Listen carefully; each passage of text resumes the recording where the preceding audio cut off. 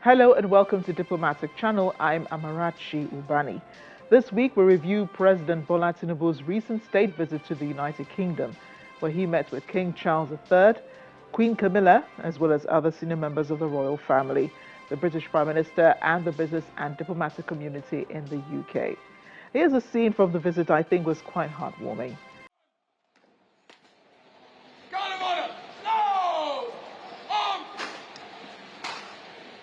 Britain rolled out the markings of a state visit to welcome President Bola Tinubu and the First Lady Oluremi Tinubu at Windsor Castle on Wednesday.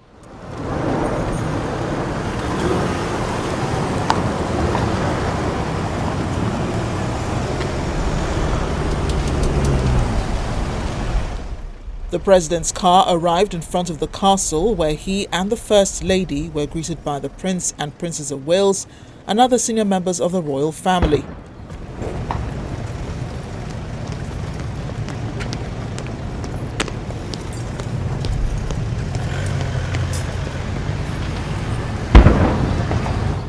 It is the first Nigerian state visit to the UK for 37 years, the last being head of state General Ibrahim Babangida in 1989.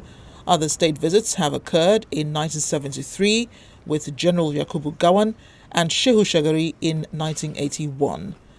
Unlike other state visits of heads of state, lunch has not been scheduled between the two leaders as President Tinubu is observing the Ramadan fast.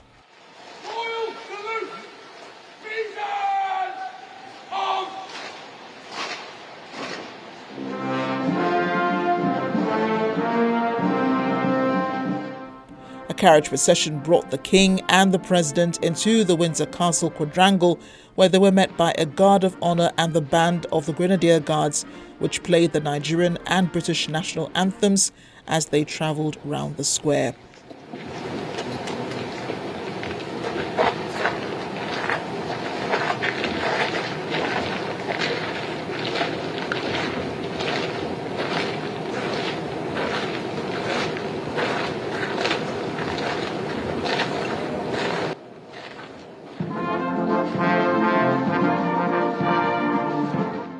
President Tinubu then ceremonially inspected the troops on display, with King Charles walking a few steps behind.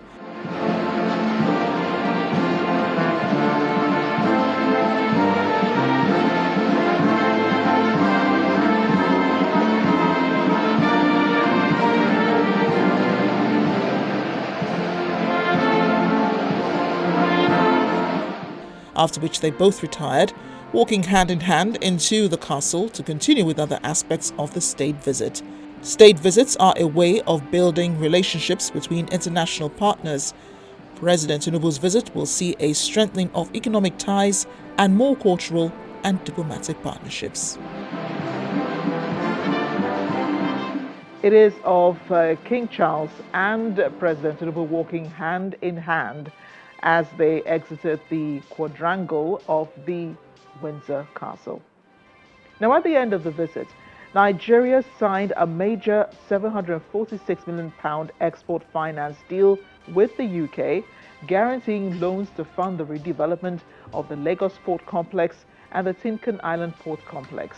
3 agreements focused on migration management, border security cooperation, and business mobility. An announcement of a £24 million investment by Twinings Ovaltine for a new manufacturing facility in Lagos, as well as memoranda of understanding and agreements covering defense, cultural cooperation, and data sharing pacts between the Nigeria Customs Service and His Majesty's Revenue and Customs to address a £1.2 billion trade discrepancy. In all, this visit resulted in over $1 billion worth of deals. During his visit to the British Prime Minister Keir Starmer, President Tinubu talked about mutual areas of concern for both Nigeria and the UK, while Mr. Starmer acknowledged how historic this visit was. We need to nurture the trade agreements, stimulate more economic relationship that will build our two nations. And Nigeria is currently going through a very strong reform of the economy. And other than the volatility that we will discuss that further in our bilateral discussions, what we are facing is not a small challenge. Currently, the entire world is challenged. And Nigeria is not immune, so is Britain is not immune. I've seen your reaction on television, just watching things as they develop. My concern is, as you rightly said, the economic and the welfare of the people, and how we should work together to improve the livelihood, means of mitigating the economic volatility that is coming. And currently we are challenged in being the largest city in the West Africa, country in the West African region, and on the continent, we are challenged by terrorism and it coming from the Sahel and the conflict of climate change, all of that. We will be able to discuss it in our bilateral relationship and see what Britain can do to accelerate the friendship, partnership, and the collaboration. Let me say a few words by way of welcome to Downing Street, and thank you for coming here today on what is a historic state visit, the first inward state visit for 37 years. And it was very good, which His Majesty the King hosted us all last night for a most enjoyable dinner with you and your delegation. And it is really good to have you here today. The long and shared history between our countries is obvious and much valued by us, as is the people-to-people contact and engagement that we have and that enriches our lives here in the United Kingdom, as His Majesty the King mentioned in his speech last night. We have a lot of work that we already do on the economy, on defence and security, but today is the opportunity to take that to another level with the agreements that we've been able to reach on exports and I think that shows that our ambition is to go even further than we've already gone with our countries. And so I really look forward to discussing those issues and wider world affairs as well. And thank you again for being here. You're most welcome. The night before, President Bola Tinubu had been treated to a state banquet in his honor. And here are other discussions in diplomatic circles.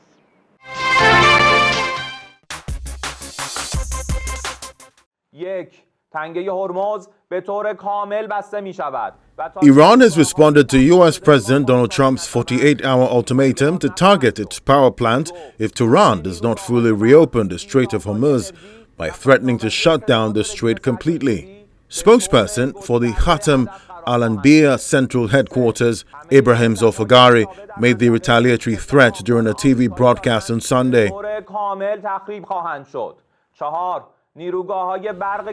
He said if America's threats regarding Iranian power plants are implemented, retaliatory measures will be taken immediately. One,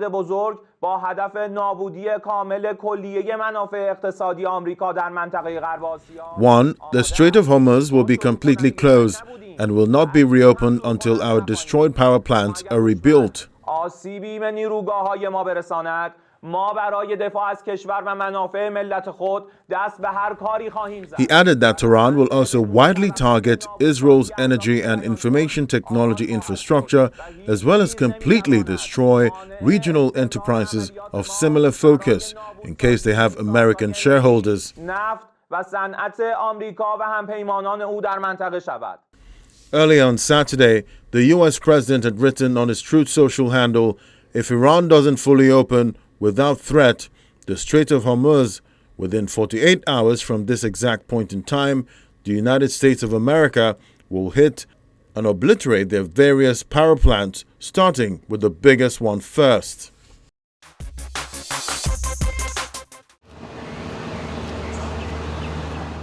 A motorcade carrying Ukrainian negotiator Rustem Umerov was seen leaving the venue of bilateral talks with U.S. delegation regarding the war on Sunday.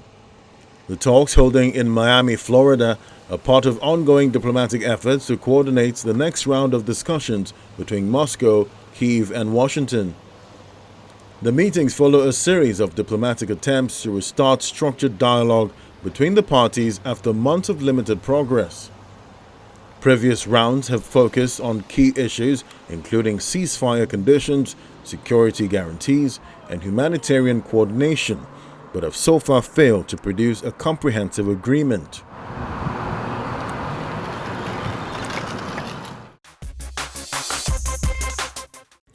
The Israeli Defense Forces Chief of Staff Lieutenant General Eyal Zamir has approved plans to deepen ground operations in Lebanon as Israel expands its campaign along the northern border.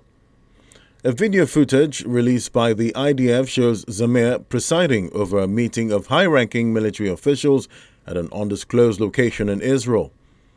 Some faces were blurred to hide identities, and the exact date and location of the footage cannot be independently verified. The military chief also stated that Hezbollah made a serious mistake when it joined the Iranian regime in its campaign against Israel. Israel says it has struck more than 2,000 targets, including dozens of weapons depots, and killed hundreds of Hezbollah members.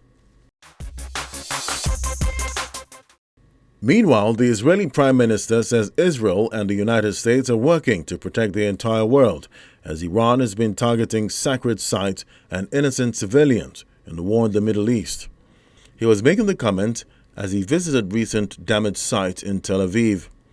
He said it was clear Iran was endangering the entire world. If you want proof that Iran endangers the entire world, the last 48 hours have given it.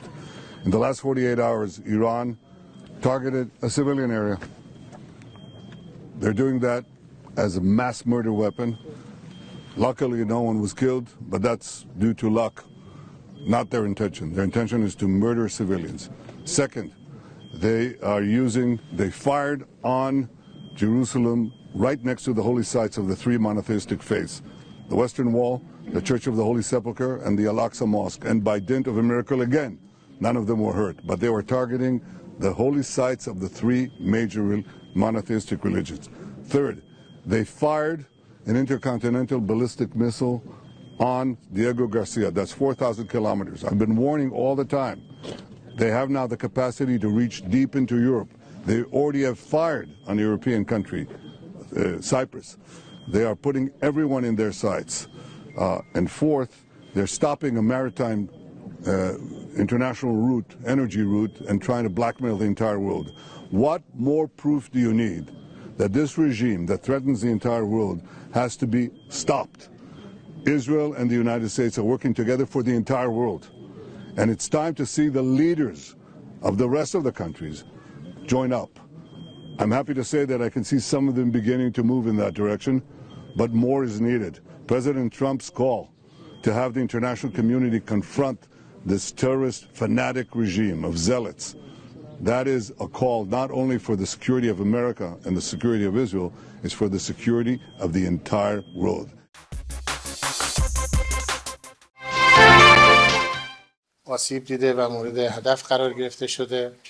In another development, head of the Iranian Red Crescent Society, Hussein Kolovan, has said that civilian facilities and infrastructure across the country have been severely damaged since the start of the U.S.-Israeli attacks that began at the end of February. Speaking to reporters, Kolovan said that more than 80,000 civilian sites had been hit, including 60,000 non-commercial centers in provinces and 24,000 residential and civilian units in Tehran province. He added that about 18,000 commercial centers have been damaged and targeted. 266 medical centers have been targeted or damaged, including hospitals, clinics, pharmacies, health centers, and emergency centers, and that's 17 Red Crescent branches and centers, 3 rescue helicopters, 45 rescue and emergency vehicles, and 42 ambulances have been targeted or destroyed.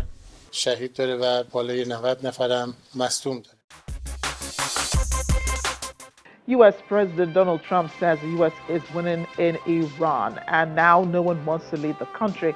It goes against reactions by Iran since the start of the war on February 28th. Iran has been targeting U.S. and Israeli military facilities in the Middle East, much to the chagrin of the U.S. president, who's called for their leaders to negotiate. But according to President Trump, there is no one to negotiate with. I want to begin by just saying we're doing extremely well in Iran.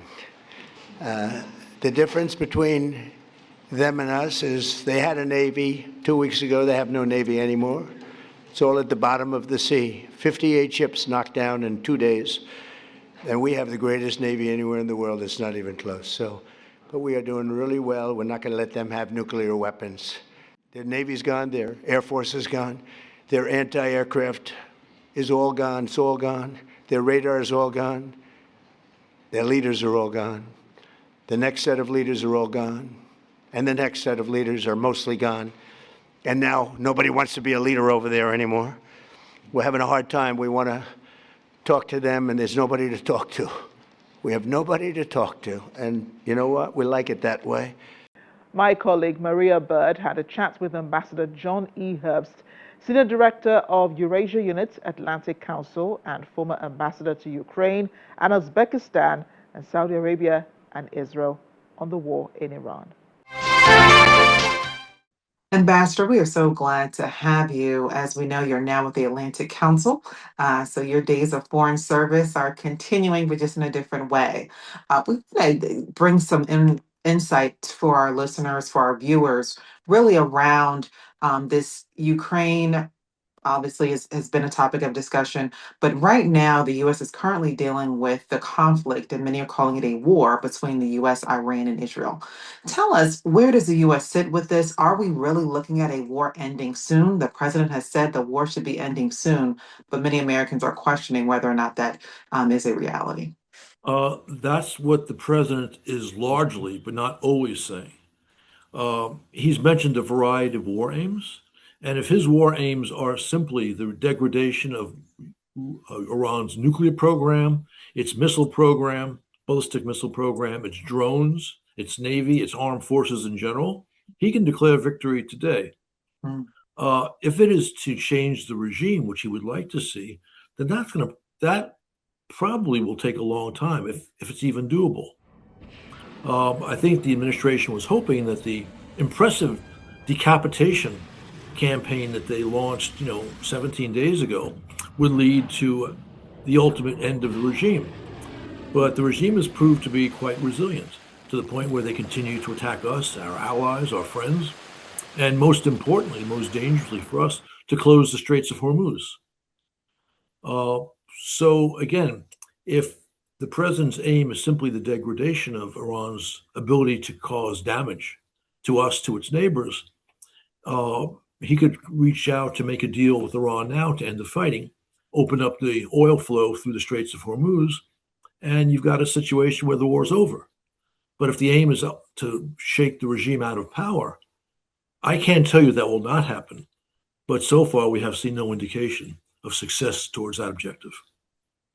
And Ambassador, the Straits of Hormuz, you mentioned allies. The president has called on allies to be in support of this effort, of this conflict, supporting the U.S. Where are our allies? Where does Europe stand? It seems that they are staying away from this in some areas, also the EU.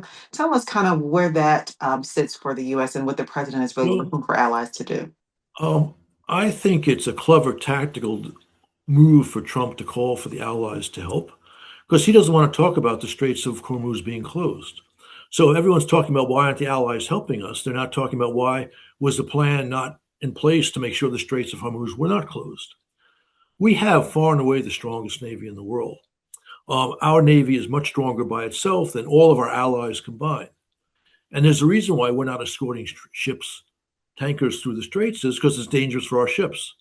So everyone's talking instead of that about why the Allies aren't sending ships to the Straits of Hormuz, for the same reason we're not sending ships into the Straits of Hormuz. Yes. And so when we think about it, I know you have a long history in the Middle East. Tell us how this differs from the Gulf War. And specifically, what are we seeing different? You mentioned if our focus is regime change, it might be a longer war. Right. What is different here than what we saw in previous wars? Well, I was serving at our embassy in Saudi Arabia in 1980 when you had the first Gulf War, when Iraq attacked Iran. We were not a participant in that war, although towards the end of it, we were escorting tankers through the Straits of Hormuz.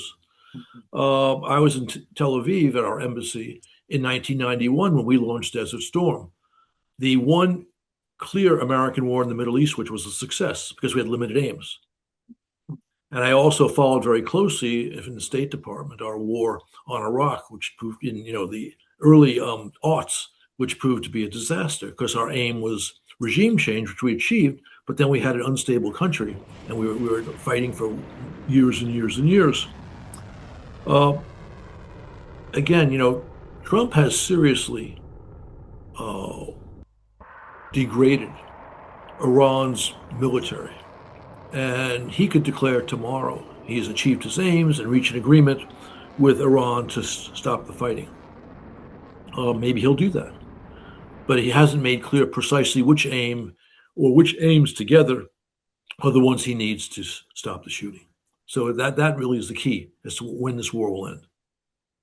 Mentioning when the war will end, we also know there have been some developments over the last 24 hours of Joe Kent's resignation, specifically as it relates to his counterterrorism and his dissent against our involvement in the war. Are there other dissenters? Kind of what led to this? And where are we and what kind of implications will this have? Well, we've seen tension within MAGA world, right? Trump supporters regarding our military engagement in the Middle East. You saw some harumphing against the strikes, which I think we needed to make, that Trump needed to make on the Houthis a year ago in March of 25. Then we saw stronger opposition to the nuclear strikes, the strikes against the Iranian nuclear program in the early June of last year. And now we see even more pushing back from Trump's former supporters against this war on Iran. It's at this point, it seems that a large majority of Republicans, a large majority, even overwhelming majority of Trump Republicans support this. But a significant and very loud minority are against. And Joe Kent's one example of that. I mean, Tucker Carlson's going after Trump on this. Well, actually, went after him last summer, again, on the nuclear hammer program. And he's gone after him much more loudly, much more energetically now. And there are others like him. And Marjorie Taylor Greene, right? Same thing. Well, and as we close, Ambassador, thank you so much for your insight in these areas. Before we close, though, Americans are concerned. They're afraid, are they going to see war on American soil?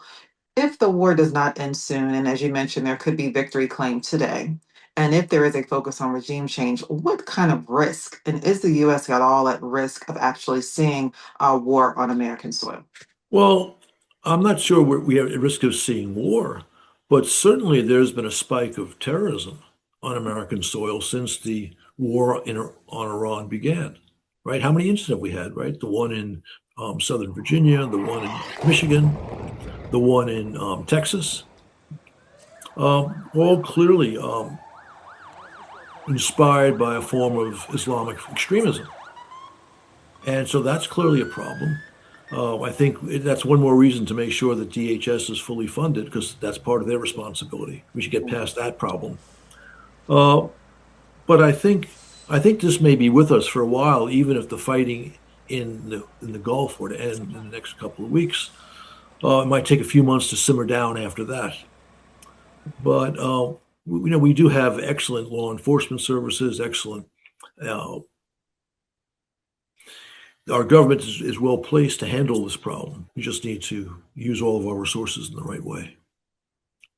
Well, Ambassador, thank you so much for your time. We really appreciate your insight, and obviously, thank you for all your service. to our Well, country. thank you. So thank you. Pleasure to be with you. Bye-bye. And this is where we end the program this week. Thanks again for watching. I'm Amarachi Ubani. See you next time.